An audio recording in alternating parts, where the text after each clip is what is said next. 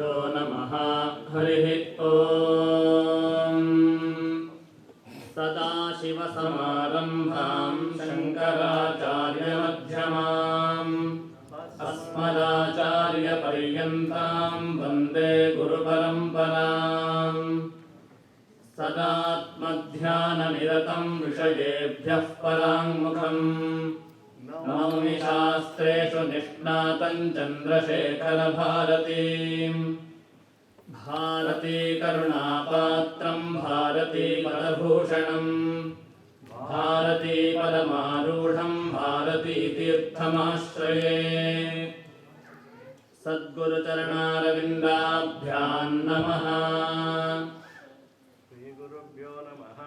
Hari Om.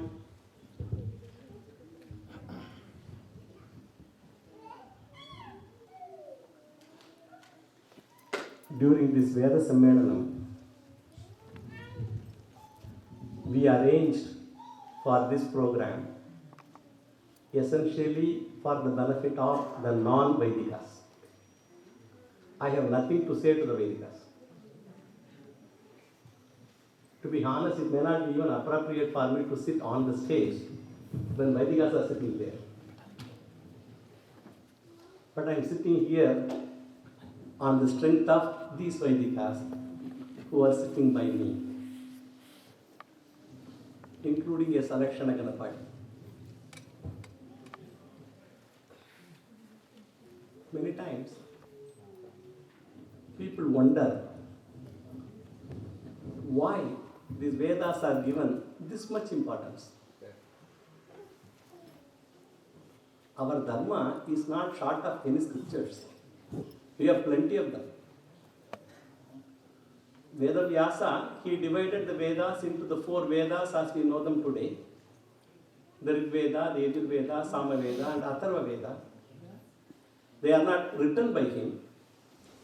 They were classified by him. And they were there all the time.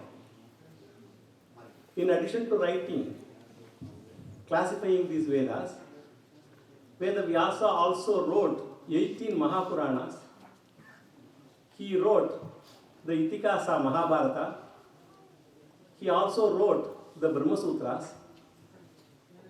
What he has not done?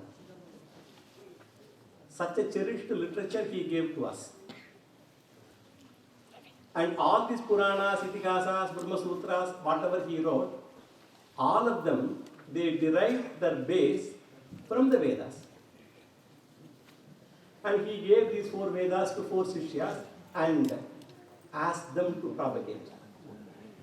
And some of us are Rigvedis, some of us are Yajurvedis, Shukla Yajurvedis, Krishna Yajurvedis.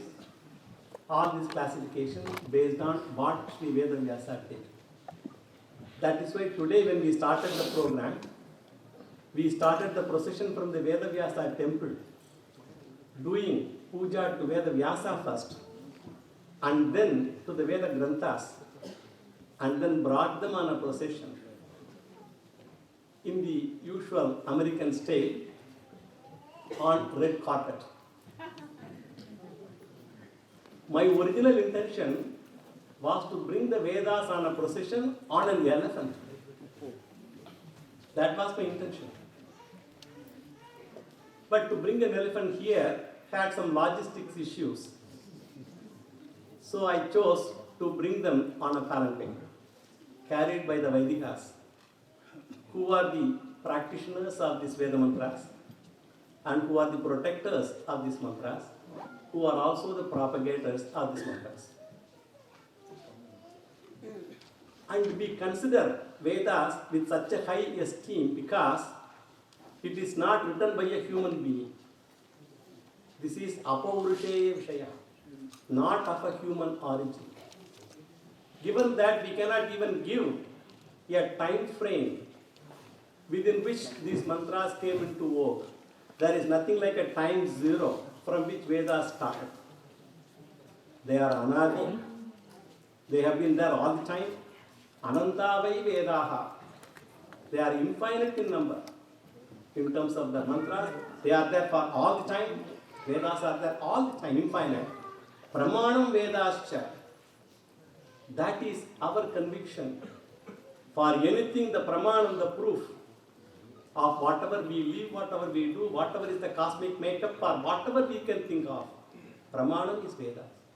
And that is the reverence we give to these mantras. And Vedas sarve ahameva vedyaha. That's what Krishna says. I am known through the Vedas. So the Lord is given to understand to us through the Veda mantras. Vedo nityam adiyatam. Acharya says, always practice. Every time practice Veda mantras. Taduditam karma swarushtiyatam. These are all the doctrines which the Adi Acharya gave to us. Yasya nishvasidam vedaha. Supposed to be the breath of the Creator, Lord Brahma himself. That is the reverence we give to these mantras. Now at one end, we can give the mantra so much of reverence and keep it under lock and key. Doesn't help anybody. It has to be propagated. But the uniqueness of the Veda mantras is not like any other mantra which is man-made. So many parameters have to be maintained when you recite any Veda mantra. If it is not followed, it changes the very meaning of the mantras.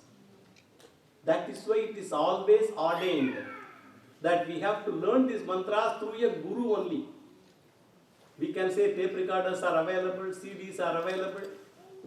No. They have to be learned only through a guru. Because if it is not learned properly and recited properly, it may give totally different results. And we will go through some examples as we go through this chanting process. And they even dictated how to learn the mantras, how to recite the mantras. Giti, Shigri, Shirakkampi, Tata Likita Patakaha, Anartagnaha, Alpakantaha, Shadaite Pataka Adama. The scriptures say a person who will recite the mantras Shigri, always he is in a hurry to catch some plane. He should not say it fast at all. There is always an optimum speed. Giti, the person who always recites this as a song, especially music lovers, they always would like to ascribe some raga to some whatever they recite. Vedas have to be recited. They are not sung. You cannot put a raga to that. Shirakkampi, the Veda mantras have swaras. They have intonations. You have to raise certain times. You have to lower certain times. You have to raise and elongate certain times. There are certain matras for each one of the utterance of each letter. Without doing that, this person only raises his head, lowers his head, never raises the mantra or lowers the mantra. He is Shirakkampi. Tata Likita Padakaha. Vedas are Shruti. They are heard. They are heard and reproduced. You cannot read it from a book. You cannot read it from a text.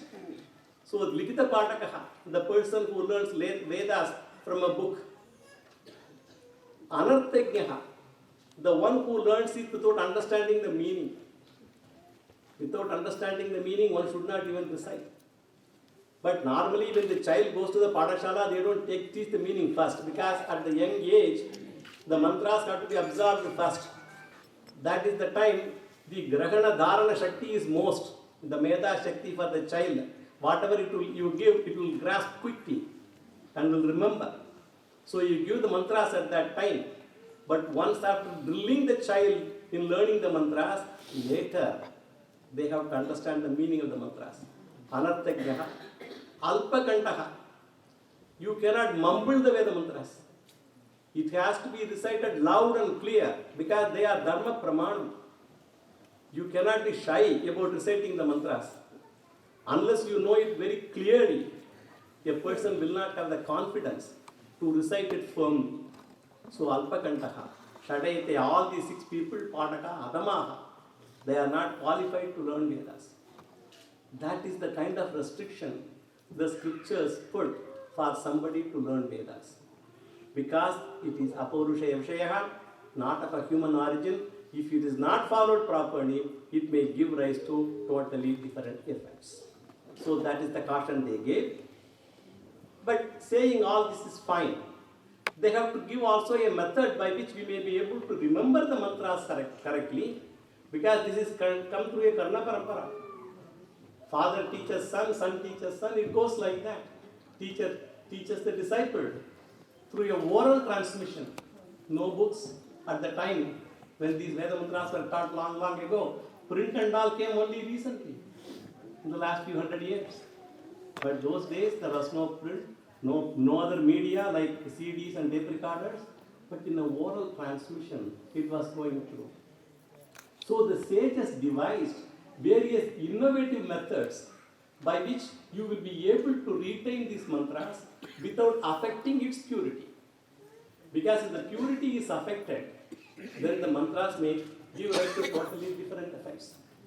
In spite of being so closely guarded, as I mentioned in the morning, of the 1131 shakas that were given to us by Veda Vyasa, only 10 are alive today. Actually, recently, because of our Veda Sammelanam efforts, every year, for the past 12 years, we identified another shaka in Rajasthan, available only with two people, one father and son. Father is 100, son was 73, father died recently about a few months ago. Sangayana shaka of Rigveda. Only this person has it now, a few mantras with him. So if he also goes away, that shaka will be completely lost. So that is what is happening in these mantras. So over the years, actually today we are an advantage. At least we can record these mantras and keep it for posterity. There are print media available where you can save them. Those days they were not available. People were only depending on this kind of transmission through oral methods. So such a highly guarded mantra, they made so many parameters for reciting them. Varna swaraha, matra balam, sama santanaha. Every letter, varna, it has to be pronounced properly and uttered correctly. Swaraha, each letter has an intonation. Anudata, udata, swarita, prachaya. There are so many things are there. They all have to be followed when you recite each syllable. Matra, there is a duration. Each letter has to be, the time taken to recite one vowel is one procedural unit of time called one matra. Then there are 2 matras, 3 matras. You have to follow the actual time with which a particular syllable has to be uttered. Then balam, the force of articulation. How you articulate each mantra. Sama is the uniformity, and santanaha, the continuity. So if these 6 parameters are not maintained, it is going to give a totally different meaning. So that is why these mantras are always urged to be learned from a teacher. Who has learned from a teacher? Who has also learned from a teacher? Shrotriyam Brahmanishtam. That's what Gita says. The person should be a Shrotri himself and should be also able to teach, because he has trained himself so much, he is qualified to teach. So this is the kind of reverence we give to these mantras. And with which the sages devised various very creative methods by which you can remember the original mantras. The intent is to remember the original mantra. The original mantra is called the Samhita Pata. The Moola mantra is called Samhita Pata. And to remember that mantra correctly, they devised so many methods by which that can be remembered by drilling them again and again. So in a Patashala, you go through so many of this training. For example, they learn the Padapada, reciting each one according to each verse. Then there is a Kramapada, and then there are so many other vikritis. Some of them are following the original order of the words with which the Samhita Pada is cast. So they are called Prakriti Pada, where you maintain the original order of the words. And later, even though they had this Prakriti Pada, to drill them even more and also to make them understand the rules of combination of words, and also how the swara varies between the combinations. They devised so many Vikriti Padas These Vikriti Patas are artificial. They are actually the words are not maintained in the same order. It can